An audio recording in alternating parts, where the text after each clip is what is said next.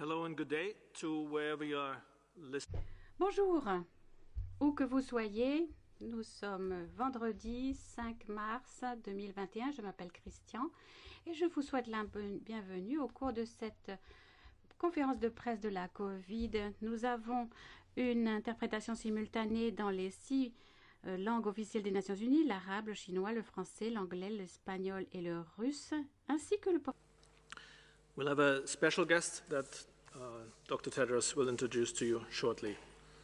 Present in the room today are Dr. Tedros Adhanom Ghebreyesus, WHO Director General, Dr. Mike Ryan, Executive Director of WHO's Health Emergencies Program, Dr. Maria van Kerkhove, Technical Lead on COVID-19, Dr. Mariangela Simao, Assistant Director General on Access to Medicines and Health Products, Dr. Soumya Swaminathan, Chief Scientist at WHO, Dr. Bruce Aylward, Special Advisor to the Director General and Lead on the ACT Accelerator. Online, we further have Dr. Sose Fall, Assistant Director General for Emergency Response, Dr. Michel Yao, Director for Strategic Health Operations, and Dr. Peter Ben Embrek, the WHO expert on food safety and zoonosis and international lead of the WHO-convened global study of the origins of SARS-CoV-2. Without further ado, let me hand over to Director General for the welcoming remarks. Thank you, Christian. Vielen Dank.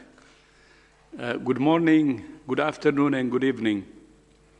As you know, this was a landmark week for COVAX, with the first vaccination starting in Ghana and Côte d'Ivoire. In addition to those two countries, COVAX has now delivered vaccines in Angola, Cambodia, Colombia, the Democratic Republic of the Congo, the Gambia, India, Kenya, Lesotho, Malawi, Mali, Moldova, Nigeria, the Philippines, the Republic of Korea, Rwanda, Senegal, Sudan, and Uganda. In total, COVAX has delivered more than 20 million doses of vaccine to 20 countries.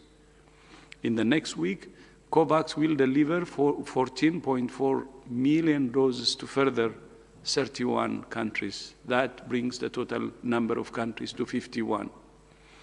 Earlier this week, COVAX published the first round of allocations, covering the majority of economies participating in the COVAX facility. This is encouraging progress, but the volume of doses being distributed through COVAX is still relatively small. The first round of allocations covers between 2 and 3% of the population of countries receiving vaccines through COVAX, even as other countries make rapid progress towards vaccinating their entire population within the next few months. One of our main priorities now is to increase the ambition of COVAX to help all countries end the pandemic. This means urgent action to ramp up production. We currently face several barriers to increasing the speed and volume of production of vaccines, from export bans to shortages of raw materials, including glass, plastic, and stoppers. WHO is working on 4 approaches. The first and most short-term approach is to connect companies who are producing vaccines with other companies who have excess capacity to fill and finish. This could help to speed up production and increase volumes. For example, part of the deal between Johnson & Johnson and Merck announced this week is for Merck to provide fill and finish for the J&J vaccine. We need more partnerships like this, and we need them in all regions. WHO can support this process by identifying gaps and providing a matchmaking service between vaccine producers and companies with capacity. The second approach is bilateral technology transfer through voluntary licensing from a company that owns the patents on a vaccine to another company who can produce them. A good example of this approach is AstraZeneca, which has transferred the technology for its vaccine to SK Bio in the Republic of Korea and the Serum Institute of India, which is producing AstraZeneca vaccines for COVAX. The main disadvantage of this approach is the lack of transparency. The third approach is coordinated technology transfer. This would involve universities and manufacturers licensing their vaccines to other companies through a global mechanism coordinated by WHO, which would also facilitate the training of staff at the recipient companies and coordinate investments in infrastructure.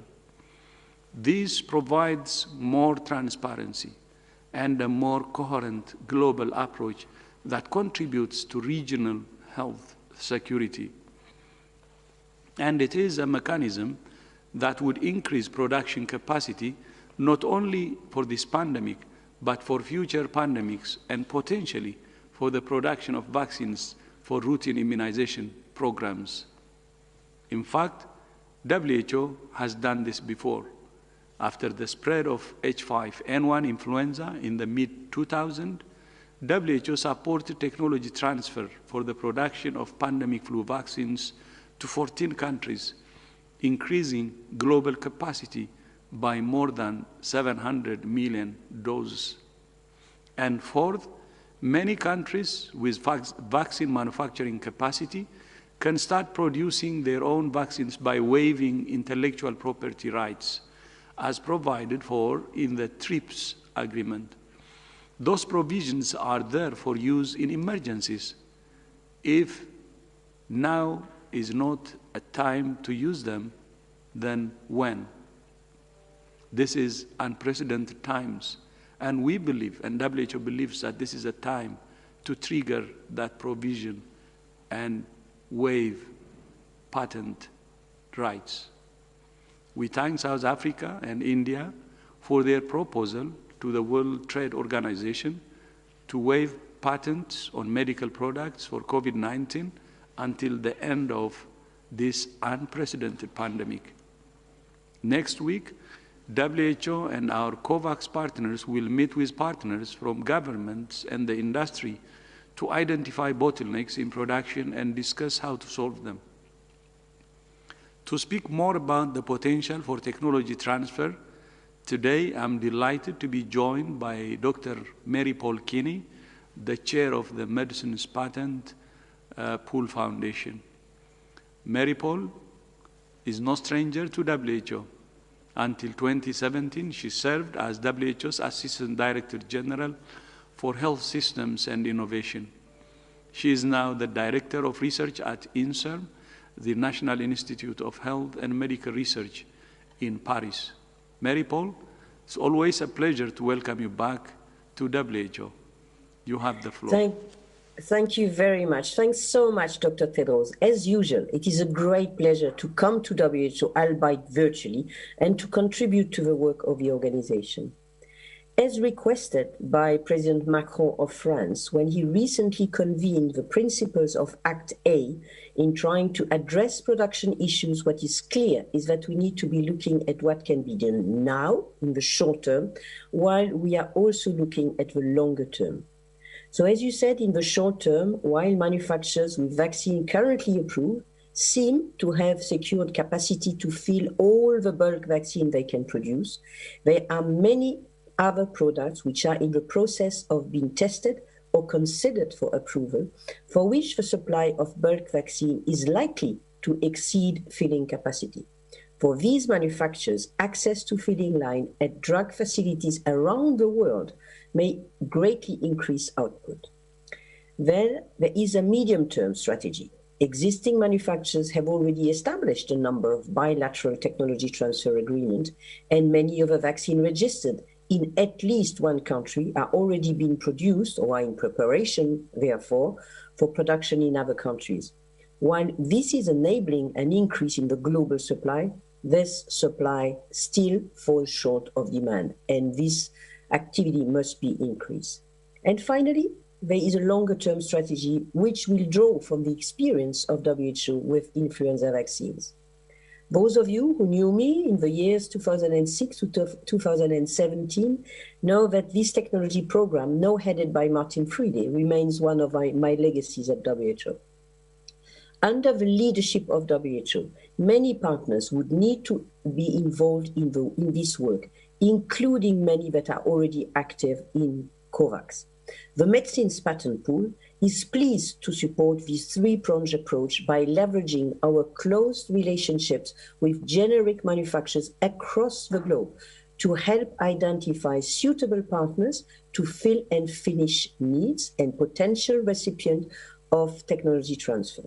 And of course, we have a long experience of the licensing process, which will be needed to facilitate this partnership and allow that the licenses we shall issue maximize the benefit to global public health.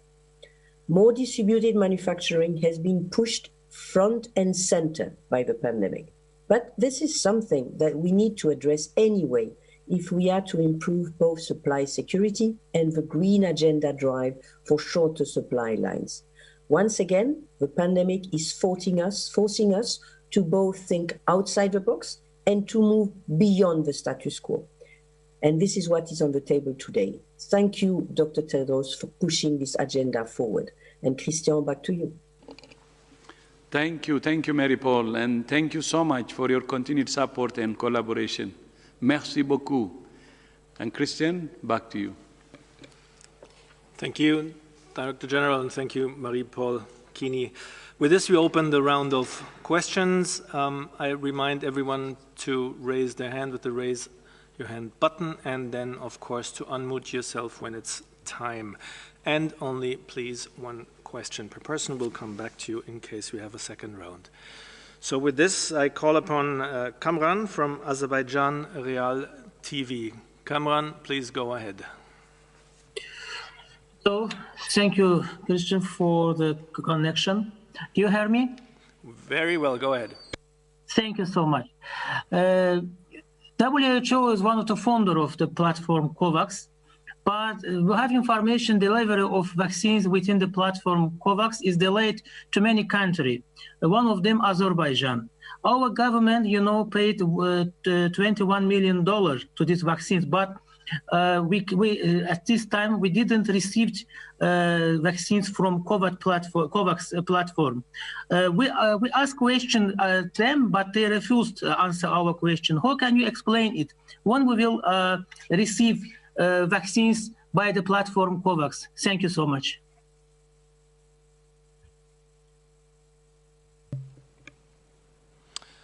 I'll hand over to Dr. Swaminathan, please.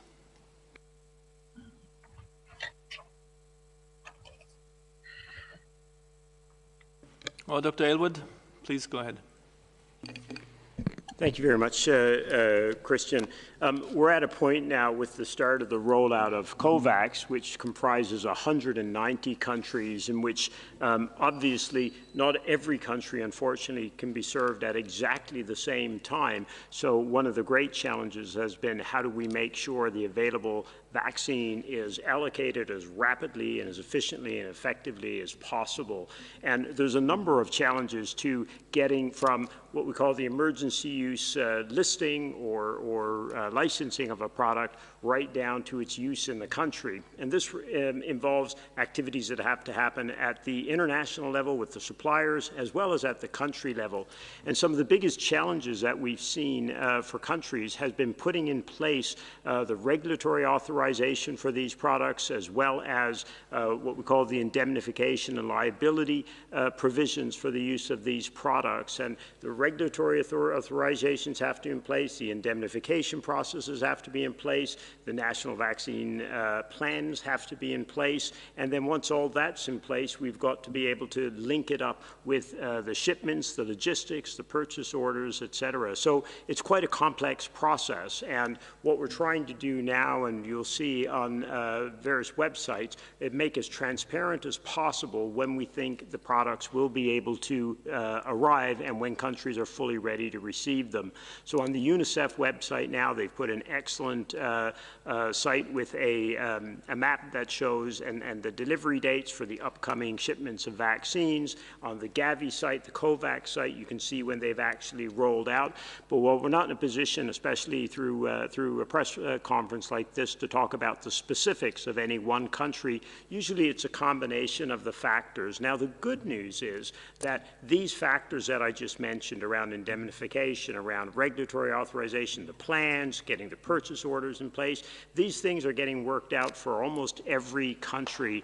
And now of the 190 countries that are part of COVAX, we're down to only, I believe it's 24, about 24 where we don't have all of these pieces in place. For the other ones, it's simply a matter now of making sure that the manufacturers can keep up with the schedule of shipments that we're putting in place. So if all those country-level pieces are in place, the vaccines have been reserved, it's just the time, and it may take a week, it may take 2 weeks to actually get the packaging, labeling, shipping in place to get them into your own country. Thank you. Thank you very much. With this, I call upon Michael Boshukius, sorry for the pronunciation, of CNN. Michael, please go ahead. Thank you. Thank you for taking my question. It's Michael Boshukius here. I'm a regular contributor to CNN Opinion. My question is, I guess in a way, kind of theoretical one. I know WHO has been, over the recent years, prioritizing mental health. And I'm wondering if we're getting to the point in the pandemic, especially in developed countries, where there's now a concern between, of course, the pandemic and the sickness that is happening, but also the impact on mental health, especially when people are on kind of the end of the rope in terms of hope. Many are losing their businesses, many have been furloughed. And my question is the following: do you think that government should now be perhaps in their calculations on reopening, taking more into account the economy and the impact on mental health? And I'll give you a quick example. Egypt seems to be a country where they put more of a priority on the economy and not downgrading public health, but putting a lot of emphasis on the economy, because a lot of the economy there is made up of small businesses. So should governments kind of be recalibrating in order to prevent a mental health crisis up the road? Thank you. Thank you very much, Michael, and apologies again, and I'll hand over to Dr. van Kerkhoven. Thanks very much for the question. It's an excellent question, and the answer is absolutely yes. There's a lot of work that the organization is doing looking at mental health, and we have been for years, but in particular with this pandemic, really recognizing the incredible toll that this has taken on every single individual, no matter where you live and no matter what age you have. There are variations in terms of the impact that this has had on individuals, whether you have lost a loved one or a family member or a friend to this virus, whether you've lost your job, children who haven't been in school, people who are forced to stay home in very difficult situations. The organization, through our Department on Mental Health, has been working to find ways in which we can support people through this. But it goes beyond the acute phase of where we are right now, but also thinking long term. So absolutely, there needs to be a lot more emphasis by governments, by communities, by families, by individuals to look after our well-being. Some of that we can do ourselves, but some of it we need support. And just to also say, for anyone out there who's feeling the pressure of this, and of course all of us are feeling that too, if you need help, please reach out. And those of you who have friends and loved ones who you know are struggling, also reach out to them. Every day, you should make a phone call, make a connection with individuals to reach out and make sure people are okay. Ask the question once, are you okay? Ask the question again, are you okay? And find ways to connect. We say physically distant, not social distancing, because we want to make sure that people remain socially connected while they are physically distant. And we also recognize the duration of this pandemic in our 14 months now, without having the hope of vaccines and vaccinations, and that should definitely be a sign of hope. Other signs of hope are that we can control this virus. We can bring transmission to its knees with individual level measures supported by communities, leaders at different levels. We have some power in that. And find ways to find joy every day, no matter what you can do, whether it's making that phone call, making that connection, listening to some music, getting some sun on your face if you can. Find ways to smile every single day. Thank you very much, Dr. Ryan. Going beyond the absolute impacts of the disease itself on people and on families and the mental health strain of having a loved one ill and not being able to see them in hospital, and the terror and the tragedy associated with that, the mental stress that frontline workers, health workers have been under, communities and so many others have been under. It's one thing to say that mental health is and psychological health is under pressure. That's true, but it's also the opposite of that has to be what we're doing to support and provide psychosocial support to people and communities. And I think that's what we really need to talk about, not measuring. We need to measure the mental health impact and understand truly what's happening, but I think there's a point where it just becomes unethical to continue to call something out as an issue, but not actually focus on solutions for people and communities. And I'd just like to recognise the work that Deborah and Mark and the people here do in the mental health programme. They've been outstanding. This has been a Cinderella area in health, in public health, for too long, and certainly in the work that we do in humanitarian settings, mental health and psychosocial support is a huge part of humanitarian intervention, and it's a very practical issue. If individuals and communities are not physically and mentally healthy, it is very difficult to absorb the strain and stress of an epidemic. It is very difficult to sustain behaviours that stop the epidemic. There's one thing this virus seems to love, and that's despondency and incapacitation of our ability or willingness to stop the virus. And I sometimes wonder whether it is that impact that is the most profound. And when it comes to recovery plans, and as we all hopefully begin to look in this year, I hope, at how we're going to recover from this pandemic, the mental health and psychosocial support to individuals and communities must be central to all recovery plans, and it must be costed in to those plans. Thank you. Just would like to add a bit on mental health. I think all has been said, just one dimension only. As the world remembers, may remember, it's a long time now, after the Second World War, the world has experienced mass trauma because Second World War affected many, many lives. And now even with this COVID pandemics, with bigger magnitude, more lives have been affected. Almost the whole world is affected. Each and every individual on the surface of the world actually has been affected. And that means mass trauma, which is beyond proportion, even bigger than what the world experienced after the Second World War. And when there is mass trauma, it affects communities for many years to come. So the mental health problem, it's not an issue of just current, like during the pandemics, but even for many, many years to come. And countries have to see it as such and prepare for that. And WHO will support in any way possible to address the mental health as a big proportion, which is the mass trauma. Thank you. Thank you, DG and all. With this, we come to Jeremy Loesch from RFI. Jeremy, over to you. Yes, thank you, Christian.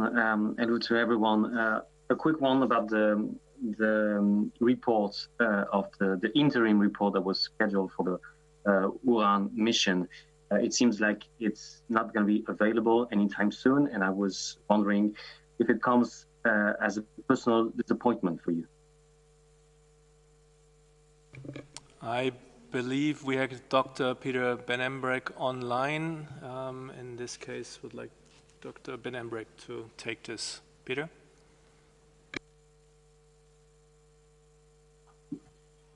Yes, I'm here. Can you repeat the question, please? It's basically about why the interim report was not will not be issued, but when will the final report come over? Yeah, we decided to go for the publishing and issuing both reports at the same time, both the summary report and the full report, because they follow each other and it makes sense to issue them together at the same time. The current timing is that the week of the 14-15 March, which is not next week, but the week after, that's where we plan to be able to release the report during that week. We don't have yet an exact date, but we are working on that week. Jeremy, does this cover your question? Well, mostly I would like to know why. I understand it makes more sense, but what is the main reason for postponing the release? Thank you very much. I'll hand over to Dr. Ryan for this. Peter, just to clarify, there was never a plan, I believe, for an interim report, first of all. There was hope that we would get a summary report out. Given the interest in this area and given the tremendous demand for detailed information, and we saw that with a huge and understandable demand for that information, the team itself felt that getting the full report done, the full report could have taken a lot longer, and what the team have done to their credit is really worked hard to try and come up with their full report so we can have a proper discussion around a full report rather than having two discussions, one on a summary report where you'll ask all the questions that need to be answered in a full report. So there was no scrapping of an interim report. There was never a plan for an interim report. This is really trying to facilitate a good discussion with the international community, with media, with public, around what will be a full report, and then we can discuss where we go from there. The Director General will receive that report from the team, we hope, in the near future, and obviously we will respond to the recommendations in that report. Thank you very much, Dr. Ryan, for this important clarification. With this, we go over to Helen Bransfield from Stat News. Helen, please unmute yourself. Thank you, Christian. I was hoping we could get an update, please, on the outbreaks, the Ebola outbreaks in DRC and Guinea. Thank you. Thank you very much, Helen. And as we have Dr. Sose Fall online, I'll hand over to him. Over.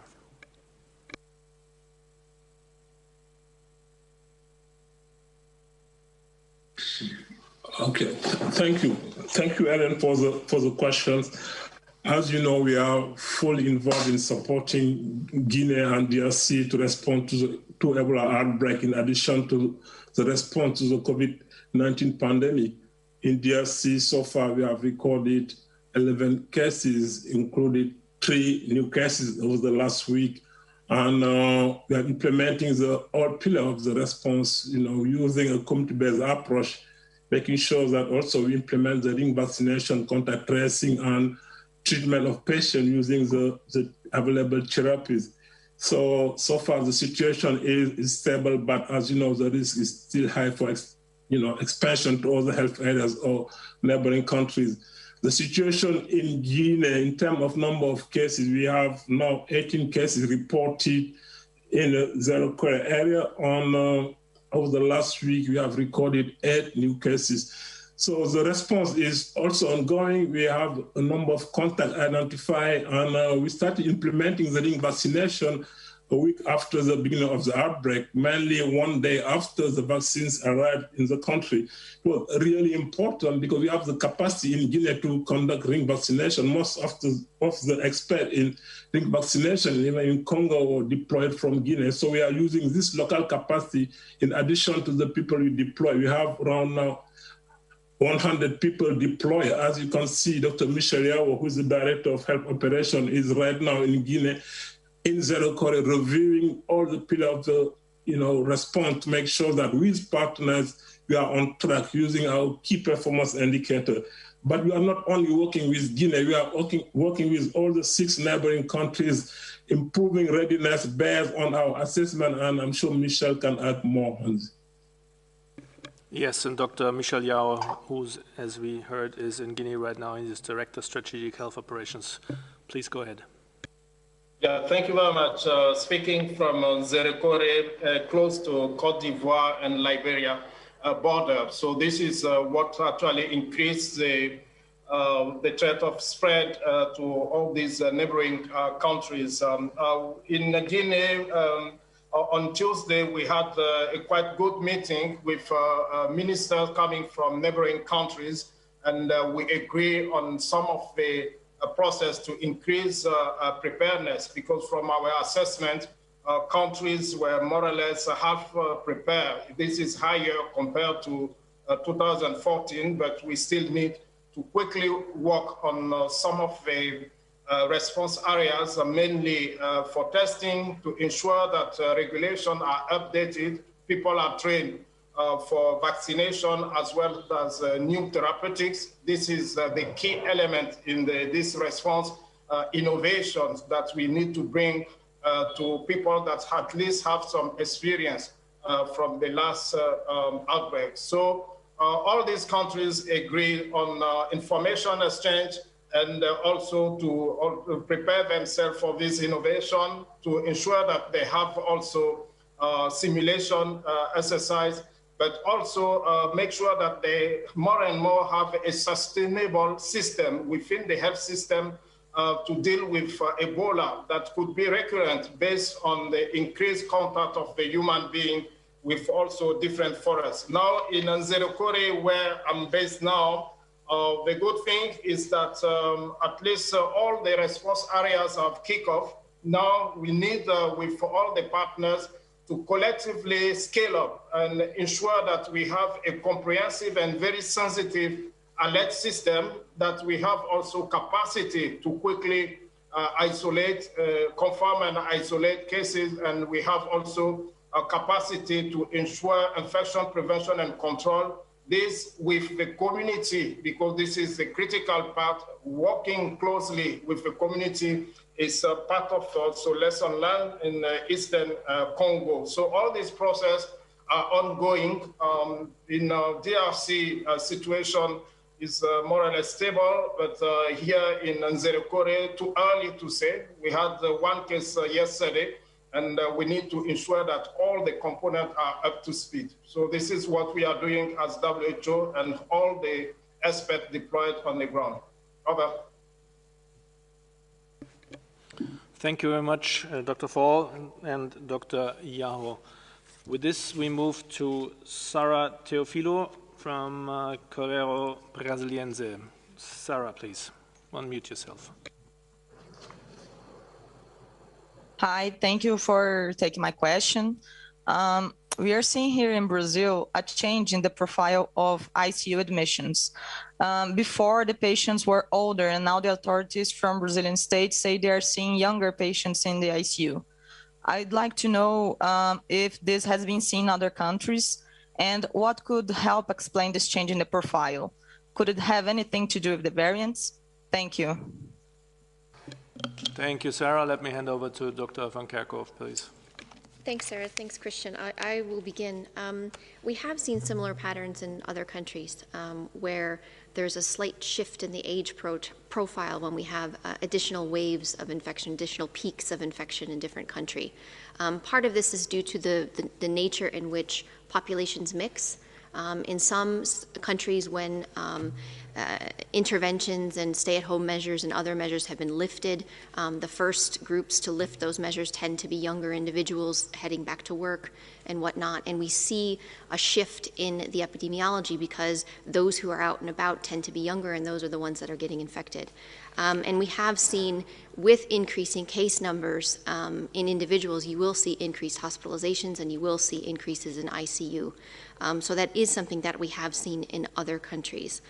And if you remember, in the beginning of the pandemic, most of the cases that were being detected were severe cases, because this, at the beginning of any epidemic, any pandemic, is focused on those who seek health care. And so most of the individuals who are identified as cases in the beginning of any outbreak tend to be older, because they're the ones that are at risk for higher risk of severe disease, and those are the individuals who seek care. With the situation in Brazil and in other countries that are seeing increases in cases, and we are seeing, you mentioned the variants, there are different virus variants that are circulating. The 3 virus variants that we are tracking, the B117, the B1351, and the P1 that is circulating in Brazil, is associated with increased transmissibility. There are some preliminary studies that suggest that there's increased transmissibility. If you have increased transmissibility, you will have increased case numbers. You'll have increasing numbers of patients that will require hospitalization. You'll have increases in those that are developing severe disease, and that can have an impact on the burden of the healthcare system, which can result in increases in deaths. And unfortunately, we have seen that in a number of countries as well. The best thing that we can do right now, even with these virus variants, we know that the public health and social measures work against these virus variants, including the infection prevention and control measures in healthcare facilities as well as outside of healthcare facilities. So the best thing that we can do now is try to drive down transmission everywhere we can, and prevent as many infections as we can, so that we don't have as many cases that are progressing to severe disease and death. Dr. Ryan, you want to add?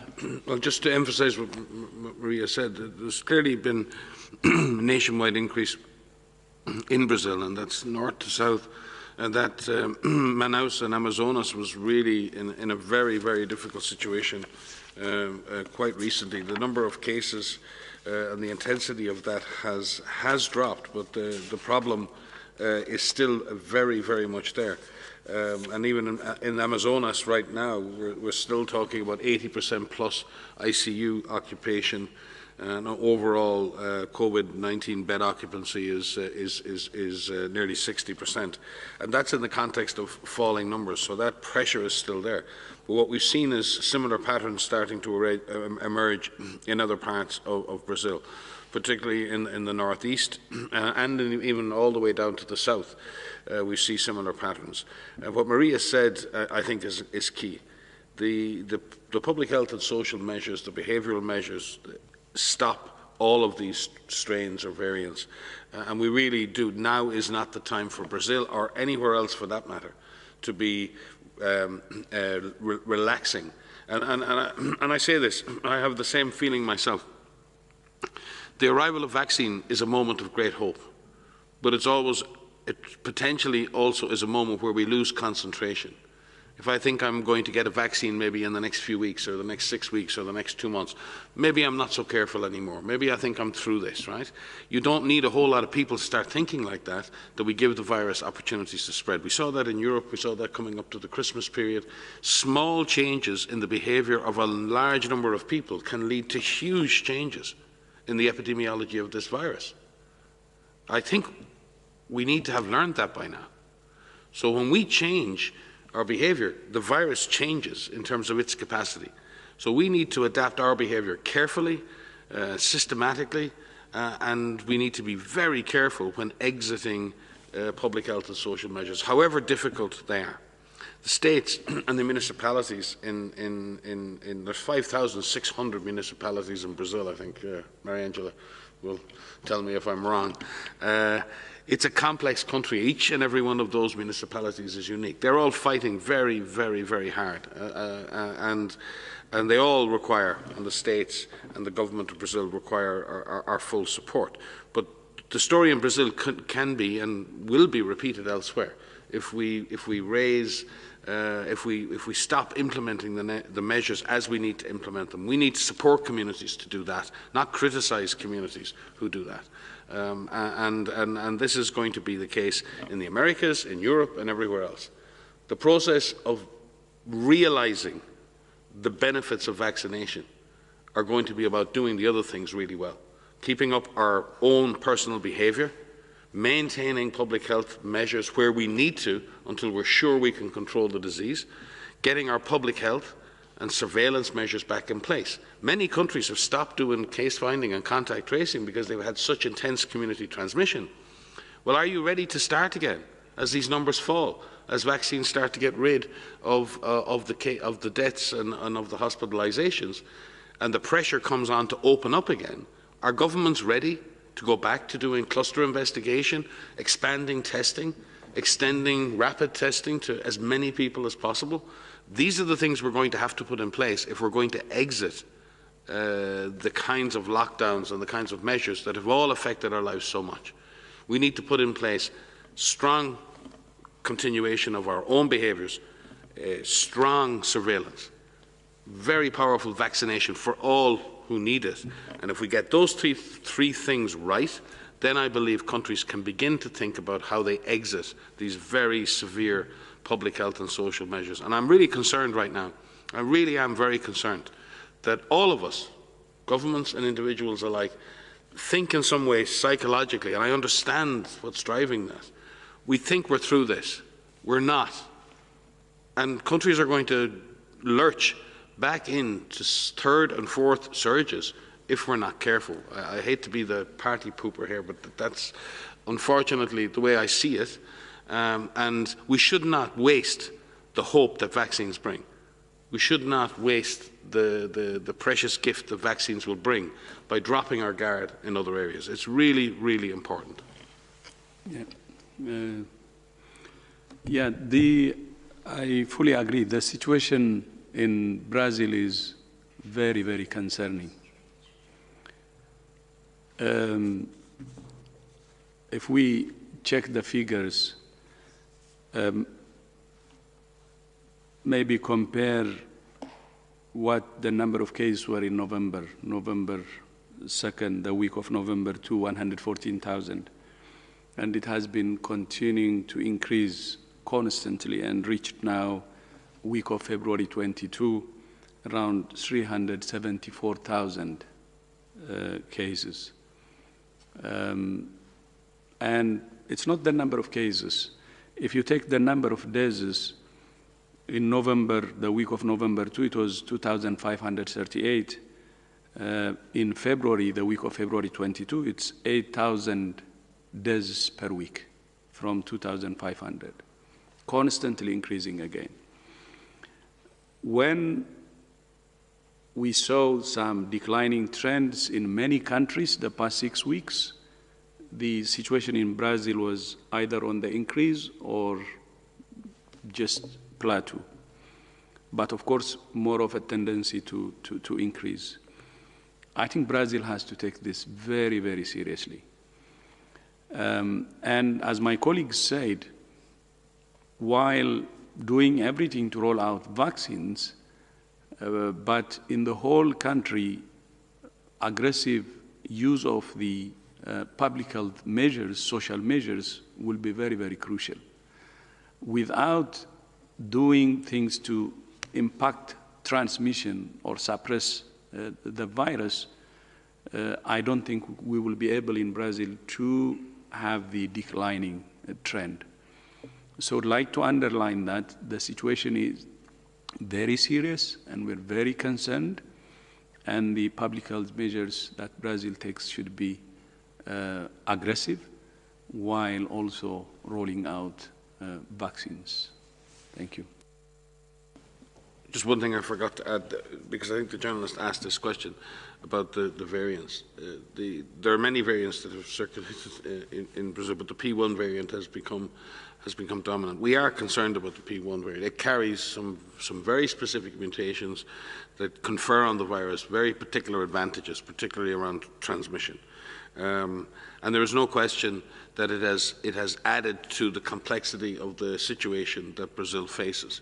And equally, Brazil would have been one of the areas, particularly around Amazonas, Manaus, that had intense previous outbreaks.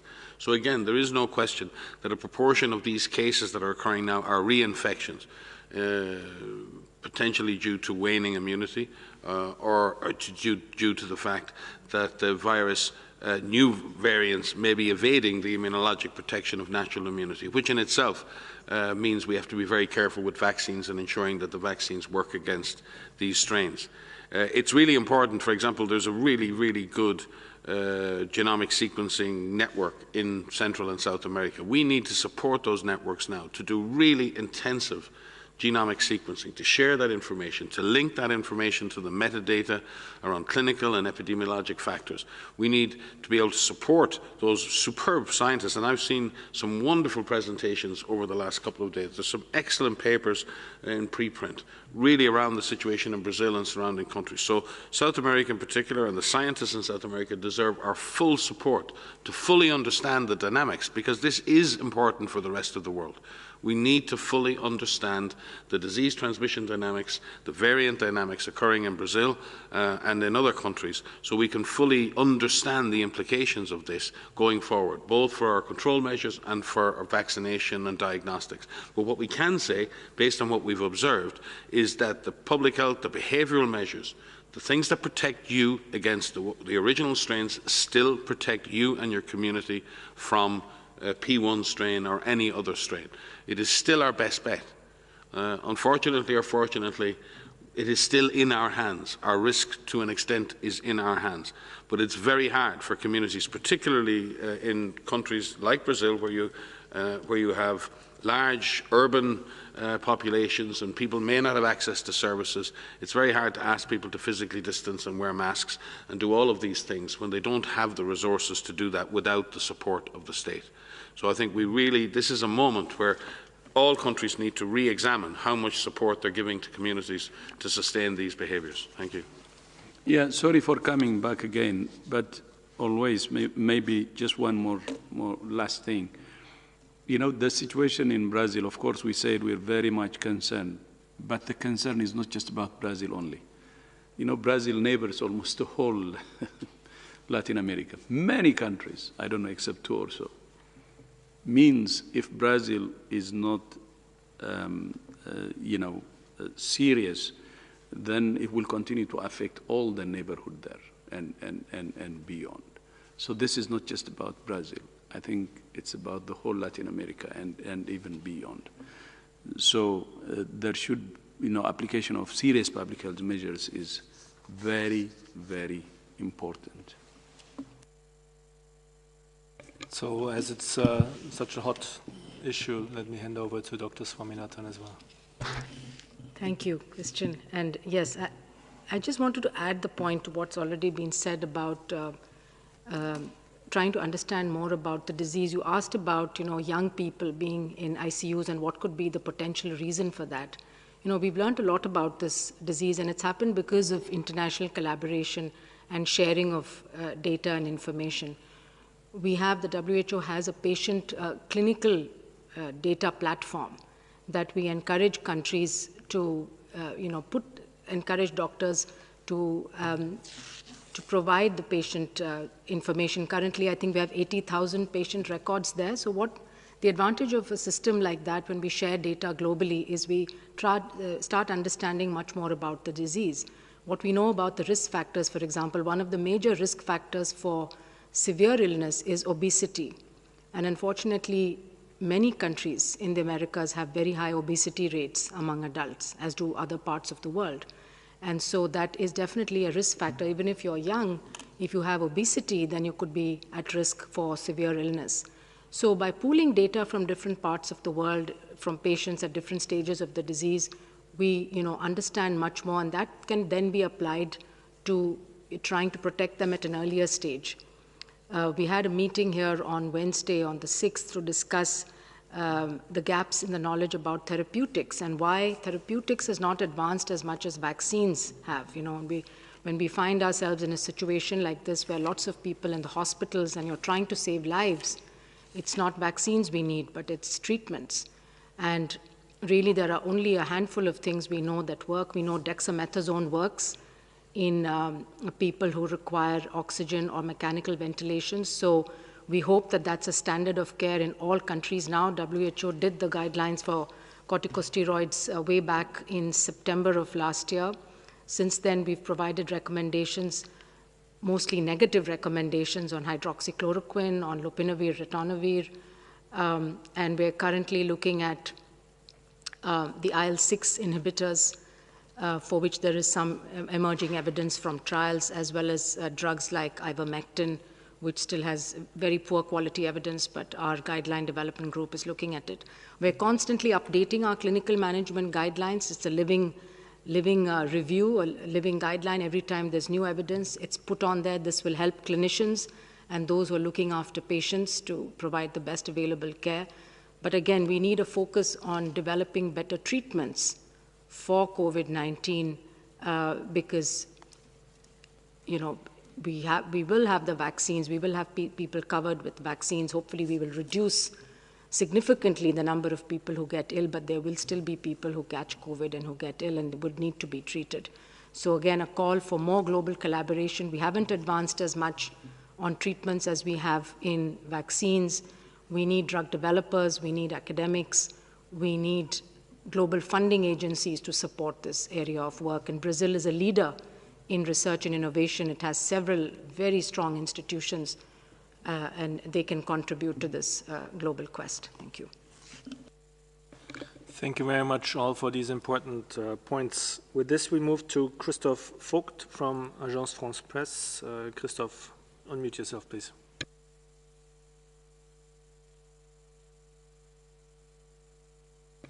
Christophe Vogt. Good evening. Thank you for taking my question.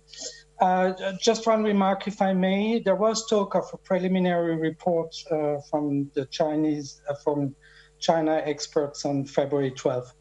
But my question is about production. I was just wondering, there have been several deals that have been made in the last couple of weeks, Sanofi, Merck, with Johnson & Johnson, and Pfizer. Do you have any idea how much those deals represent in rise of production? And I would just like to, if you could give us a little bit more information on the summit on production that you're going to have next week. Who will be there and what is it going to be exactly about? Thank you. Thank you, Christophe. And Dr. Swaminathan, please. Thank you for that question, Christophe, and perhaps Dr. Keeney might want to add. For your first question, we haven't seen the data on what those increase in volumes are going to be, but it's very welcome. This is exactly what we want to encourage. As the Director General pointed out, there are several mechanisms by which we can increase supplies in the short term. This is one of them. Making those deals or collaborations between companies, the one that's producing and has the raw material and the supplies of the bulk, and the other one that does the finishing and filling, can definitely serve to increase. So it's very welcome, and we would like to see more of this happening in more parts of the world. We need to explore the fill and finish capacity in Asia and Africa and Latin America and use those facilities to increase supply. On the summit, this is being convened on Monday and Tuesday, 8th and 9th. It's by the COVAX partners, so CEPI with Gavi and WHO, but also with the International Federation of the IFPMA, pharmaceutical manufacturers, and the Developing Country Vaccine Manufacturers Network.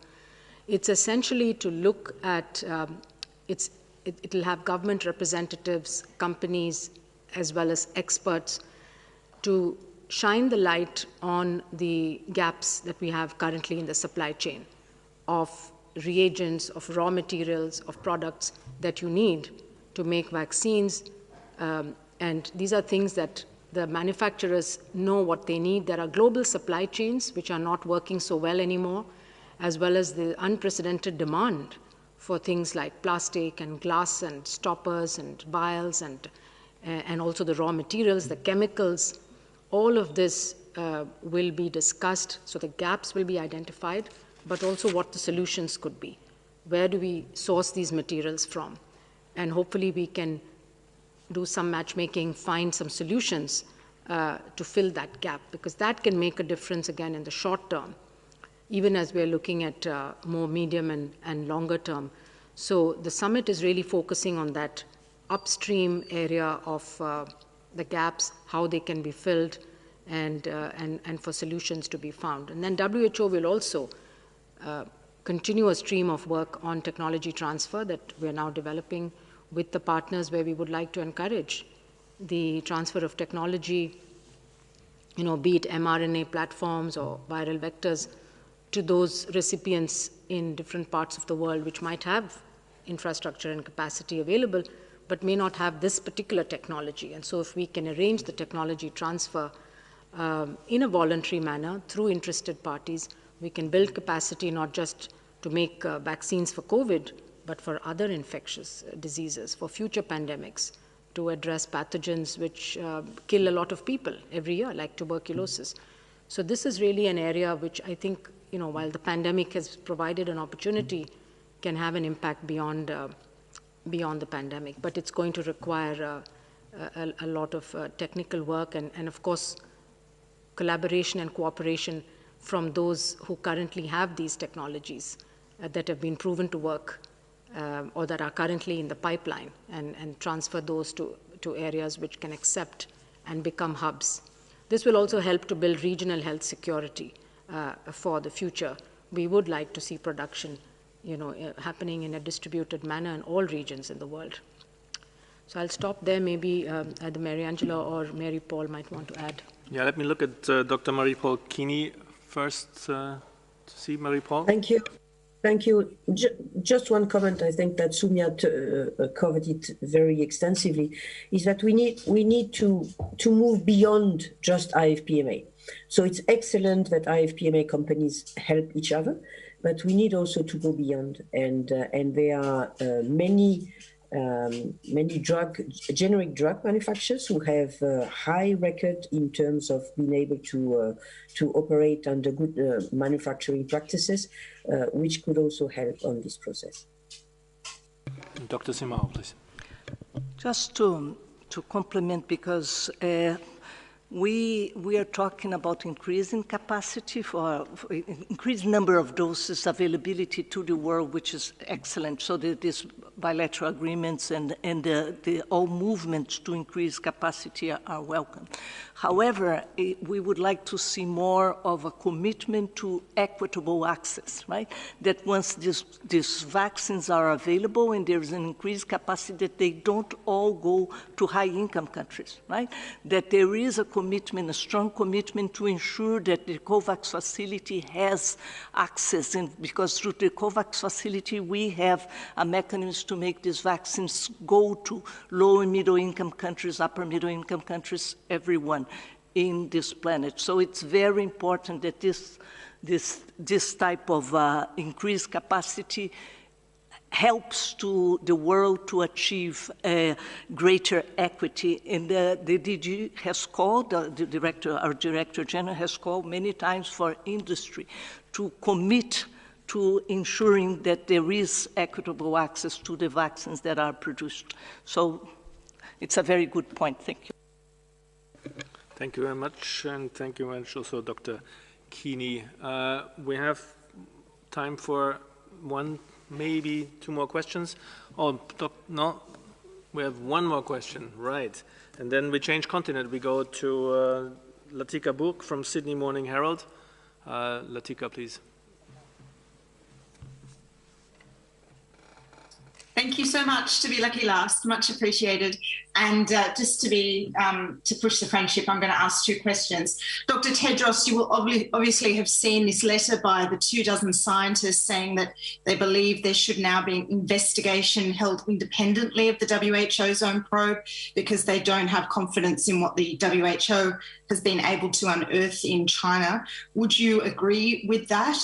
And secondly, you no doubt saw Italy blocking supply of vaccines to Australia. They have cited the reason being that Australia has eliminated coronavirus, so it doesn't need the vaccines as swiftly as possible. Is that, in your opinion, a fair and reasonable excuse and justification for blocking supply of vaccines to other countries? Thank you. Dr. Ryan, please. On the specific issue of the letter, from scientists on China. Yes, I mean, it is as ever, thankfully, a free world, and scientists and others are encouraged to speak out on all matters that they feel they see fit on. Just to remind you that the missions to China were part of a scientific and collaborative effort that the Director General was asked to undertake in consultation with the 194 member states of WHO. And he has done so, bringing together a multinational, multidisciplinary team that have in good faith worked, spent a great deal of time and a huge amount of effort to go and advance our knowledge regarding the possible origins of this virus. As we've said previously, progress has and is being made. Nobody is declaring successful outcomes as yet. We await the report of the team. We thank them for their hard work and for their acumen, and we will await that report. In parallel, if others want to call for anything else, they're perfectly within their rights to do so. I would, though, suggest that people maybe just take a few days to wait and examine what the outcomes are. There will certainly need to be more work. There is no question, and that was envisaged in the resolution of the World Health Assembly. And again, let me remind you, the World Health Assembly is a meeting of 194 ministers of health from around the world. That Health Assembly envisaged scientific and collaborative missions. It was in the plural. There was a fundamental understanding, even at that time, that it was going to take time and potentially multiple missions to fully understand this. We have said this again and again in the past with regard to previous emerging disease outbreaks, that it is very difficult and sometimes takes years, if not decades, to understand disease origins. I've alluded to Ebola, which we don't fully understand yet the origins issues in Ebola. We don't understand all of the pathways into humans. We certainly don't understand that for SARS-1. We don't fully understand that for SARS-CoV-2. This is a process of discovery, and it is a process of working in new ways with all countries. And as we come together to try and face these pandemic threats, I think we all have to recognise that all of us have to do better in terms of how we collaborate and how we share and how we face these common threats. It's a journey of learning, a journey of solidarity, and I believe that the mission will demonstrate progress, and the Director General will receive that report, and he will have his view as to what further work needs to be done, and that will be reported to the Assembly in due course in May. Thank you. But Bruce, I don't know if you want to take the issue. Take that. Thank you, Mike. Maybe I'll just add a bit because she wants to hear from me too. So you have covered almost everything, but just a bit. As you know, when any outbreak happens, forget about a magnitude like what we have now, a pandemic. Knowing exactly what happened is the basics of public health. And as actually a public health expert, I have done it myself many times, going to the field, understanding what happened when we encounter outbreaks so that it will not repeat again. And with the magnitude of this unprecedented pandemic, it makes it even more important to understand exactly what happened and what the origin is, because we need to understand that so it won't happen again. And for that, the crucial thing will be transparency. So what I would like to assure you is that you will know. We're waiting for the report. I'm waiting for the report like you. I don't have access. Still waiting because these are independent experts. Then you will see for yourself. But what I would like to assure you is that everything that happened during the trip will be presented transparently. So I assure that there will be transparency and see exactly what happened, what were the gains, what were the challenges, and then where do we take it from here. So that's what I would like to assure you, and because that's what is going to help the world transparency, openness, and see exactly what happened and learn from it. Thank you. Thank you very much, both, and Dr. Tedros. We overshot time and we covered a good amount of questions ranging from Ebola to COVID and others. So before I hand back over to Dr. Tedros for the final comments, let me remind everyone that the audio files and the remarks of the Director General will be sent right after the briefing. The full transcript of the briefing is available tomorrow morning on our website. Any other follow-ups, please direct to mediainquiries@who.int. I want to thank our special guest, Dr. Marie-Paul Keeney, today, and of course everybody who participated and you online. Dr. Tedros. No, thank you. Thank you very much, Christian, and thank you to all who have joined today. And look forward to seeing you in our upcoming presser. And have a nice weekend, I think. Bon weekend. Yeah, thank you.